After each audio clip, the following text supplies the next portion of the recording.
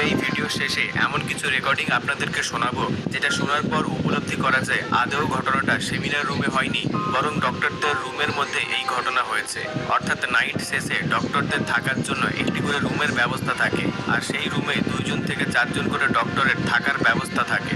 অনুমান করা হচ্ছে তাকে রুমের মধ্যে ধর্ষণ করে হত্যা করে পরবর্তীতে সেমিনার রুমে নিয়ে এসে ঘটনাটিকে আত্মহত্যা বলে সাজানোর চেষ্টা করা হয়েছে। মৌমিতাকে যে 2 জন হাত ধরে রেখেছিল তার মধ্যে একজন নারী তারই কলিগ। একটা মেয়ে হয়েও সে কিভাবে নিজের নারী বন্ধুর সঙ্গে এমনটা করতে পারলো? একটা শরীর, 18 থেকে 20 জন পুরুষ, 113টা কামড়ের দাগ, 150 গ্রাম বীর্য পাওয়া গিয়েছে তার শরীরে। আপনি একবার কল্পনা করে দেখুন, একটা সুস্থ মহিলার কতক্ষণ গলা চেপে রাখলে তার চোখের জলের সঙ্গে রক্ত বেরিয়ে আসে। মৌমিতার উপর নির্যাতন চলাকালীন যে 2 জন তার হাত ধরে রেখেছিল তাদের মধ্যে একজন মৌমিতার ফিমেল কলিগ।